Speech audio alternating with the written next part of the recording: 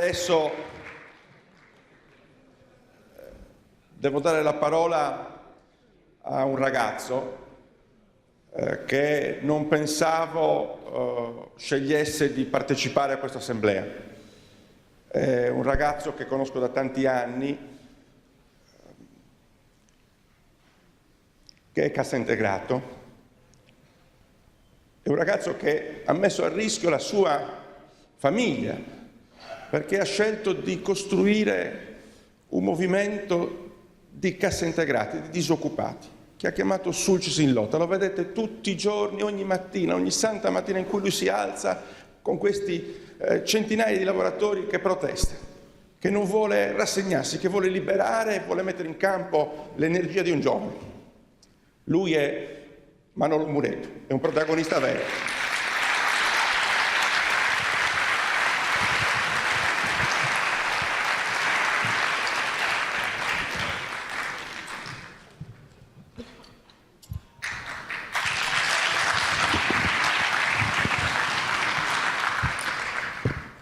Buonasera a tutti. Mauro ha detto bene, io non volevo partecipare a questa assemblea, nel senso che da un paio di anni a questa parte, da quando è iniziato il mio dramma, il dramma di tanti colleghi, di tanti cittadini del nostro territorio, sono un po' emozionato ora e vi chiedo di scusarmi se non sarò abbastanza chiaro. Da quando è iniziato il nostro dramma noi ci siamo trovati purtroppo catapultati in una situazione in cui da un giorno all'altro non siamo più riusciti a sostenere le nostre famiglie, in un territorio abbandonato da tutti, abbandonato dalla politica, abbandonato da tutti quegli elementi che avrebbero dovuto essere un riferimento per le tante famiglie che hanno perso la capacità di sostenersi con la chiusura delle fabbriche, con la chiusura di tutte le realtà produttive, ma soprattutto con la totale assenza di alternative e prospettive. Quindi ho iniziato a risentirmi, ho iniziato a intraprendere questa lotta, una lotta che ci ha portato a manifestare a Roma, a scontrarci con la polizia, una lotta che ci ha portato a occupare delle realtà come la grande miniera di Sermariu per 40-50 giorni, una lotta che ci ha portato a essere contro tutto e tutti. Siamo stati attaccati, siamo stati anche criminalizzati da vari apparati di potere, sia politico, ma non solo politico. Sono quegli apparati di potere che hanno permesso che tutto il ciclo produttivo di quegli stabilimenti, che tutte le realtà industriali del nostro territorio che garantivano l'occupazione per quasi 8.000 persone, queste persone hanno cercato in tutti i modi di bloccarci. Io devo darti merito, perché tu negli anni, senza mai chiederci nulla,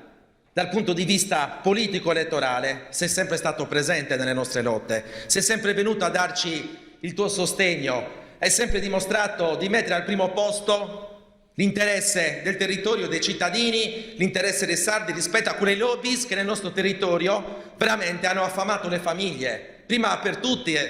cito l'Enel che da noi si permette di strozzare le imprese, le aziende con delle tariffe energetiche che non sono riscontrabili in altre realtà europee, dove la stessa Enel controlla delle aziende di Stato, come nel caso della Spagna, la controllata Endesa, dove riesce a dare delle tariffe energetiche di 3 volte inferiori rispetto a quelle che poi concede a Portoscuso. La stessa Enel che è spalleggiata trasversalmente da tutte le forze politiche, e io sorrido quando vedo oggi nei talk show televisivi, nei programmi, coloro che si animano nel dire che l'Enel e il governo Letta hanno un rapporto a doppio filo, che i ministri del governo Letta fanno parte di quella fondazione massonica dal nome Vedrò. Sorrido perché vi posso assicurare, e non lo dico ora per frasi di circostanza, che Mauro Pili queste cose le sta dicendo a noi e a tutti nel nostro territorio da 2 anni, indicando delle responsabilità chiare, oggettive, indicando i personaggi che hanno portato alla fame, alla miseria del nostro territorio spalleggiando questo sistema. Lo stesso Mauro Pili che quando è stato presidente della regione ha accolto i lavoratori, e qua ci sono anche dei rappresentanti che sono venuti insieme a me della Portovesme SRL, li ha accolti quando sono andati a occupare Villa Devoto e li ha accompagnati in giornata stesso a Roma a trattare a trattare per le loro problematiche. Dico questo perché io ogni volta che vado a manifestare a Cagliari, ogni volta che vado negli assessorati a lavoro e mi capita di partecipare agli incontri, trovo sempre e solo polizia ad attenderci, trovo sempre e solo ostilità, trovo sempre solo alzate di braccia, trovo sempre solo incompetenza e trovo sempre solo un governo regionale che è stato capace di fare 5 rimpasti durante la legislatura e ogni volta negli assessorati chiave, quegli assessorati che avrebbero dovuto garantire la risoluzione dei problemi, hanno sempre messo delle persone incompetenti che non hanno saputo affrontare le problematiche e che ci hanno lasciato veramente delusi, in qualche modo scoraggiati, perché quando noi andiamo a richiedere quello che ci spetta, che da un anno ci è stato promesso, penso ad esempio l'anno scorso alla Grande Miniera di Serbariu, quando sono venuti in quella farsa che Mauro, tra l'altro, in quell'occasione già accusò il governo nel dire che questo cosiddetto piano Sulcis che fu presentato il giorno non era coperto economicamente, non poteva essere un'alternativa per il territorio. In molti non lo credettero e lo attaccarono, sia a livello politico che a livello sindacale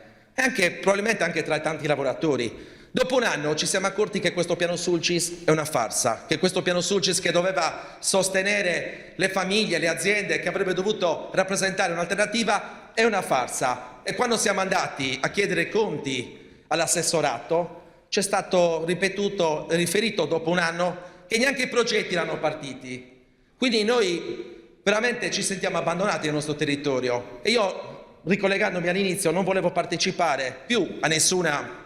iniziativa politica, non volevo più appoggiare nessun candidato politico, perché quando ti ritrovi in questa situazione in cui tutti ti abbandonano, in cui tutti non ti sanno dare risposte, veramente non credi più nulla. Però, e c'è un però, io ho visto Mauro sempre vicino a noi, Mauro non ci ha mai chiesto niente, Mauro non ha mai preteso dai lavoratori che ha aiutato, vi posso assicurare che è sempre stato presente, non ha mai preteso nessun tornaconto. Quindi oggi io mi sento di essere qua per questo motivo, perché lui rappresenta quel tipo di politico che si batte per gli interessi dei cittadini, per gli interessi dei lavoratori, senza volere nulla in cambio. E guardate, lo dico col cuore e lo dico perché è assolutamente la verità. Io in Mauro non posso che credere come politico, ma soprattutto come persona, prima che rappresentante politico. C'è un dato però che voglio introdurre e poi concludo, ed è il dato che non possiamo nasconderci tutti dietro un dito. Abbiamo fatto parte tutti trasversalmente dei partiti che hanno governato da destra a sinistra a centro, purtroppo la nostra isola. Noi oggi siamo arrivati a una svolta ed è il secondo motivo per cui probabilmente oggi sono qua. E la svolta non è quella, come diceva qualcuno che mi ha preceduto, di trovare la formula giusta per poter rilanciare lo sviluppo della Sardegna, per poter ripartire economicamente dalla nostra isola. La svolta è quella di decidere ora se vogliamo salvare la nostra isola, perché anche gli indicatori, le indagini dell'Istat ci dicono che la nostra isola nei prossimi 30 anni sarà spopolata. La nostra isola, che è stata utilizzata con dei modelli di sviluppo sbagliati, che oggi sono in fallimento a causa degli stessi politici, e purtroppo è inquinata in varie sue parti, difficilmente sarà recuperabile. Noi abbiamo, e lo diceva prima Luciano, il poligono di Teulada, fa parte di quel 63% di servitù militari rispetto all'ambito nazionale che sono in Sardegna e rappresentano una colonizzazione militare da parte dello Stato italiano. Ebbene, nel poligono di Teulada 7.500 ettari sono occupati e non sono più bonificabili, non sono più al servizio dei cittadini. Questa è la sfida è riuscire a salvare la nostra isola, perché se non saremo in grado di salvarla, se non saremo in grado di avere il coraggio di dire una parola, perché è una parola sola che molti hanno paura di nominare, ma che molti sentono dentro di sé, e cioè quella che dobbiamo essere indipendenti ed essere capaci di essere indipendenti rispetto a uno Stato che ci ha affamato, che ha introdotto un modello di sviluppo assistenziale per il quale oggi le nostre aziende sono obbligate a vivere di contributi, per i quali circa 30.000 sardi sono obbligate a vivere di cassa integrazione e ammortizzatori sociali quando arrivano e ti prendono anche col cappio al collo, ti fanno soffrire per farteli arrivare, perché io posso testimoniare che ci sono persone che da 10 mesi non hanno un euro di reddito. Se non saremo capaci di avere il coraggio di ribellarci a uno Stato centrale, nazionale, che non ci riconosce come propri figli, allora veramente ci meriteremo quello che ci sta capitando. E siccome io credo che l'unico uomo oggi in grado in Sardegna di poter rappresentare da quel punto di vista quell'elemento di coraggio che altri politici non hanno avuto, e lui l'ha dimostrato ribellandosi ai poteri forti, portando le risoluzioni nei confronti di Enel, della Tirrenia, quando tutti gli altri deputati dal centrodestra al centrosinistra hanno avuto paura di sostenere tali risoluzioni, quando si sono nascosti. Ebbene, io credo che l'unica persona sia Mauro Pili. Mauro ha avuto coraggio finora, si è arrivato fino a questo punto, sei uscito dal PDL, da anni ti stai battendo contro questi poteri forti, è ora di dire che se un moderato come Mauro Pili, una persona che non può essere tacciata in alcun modo di estremismo,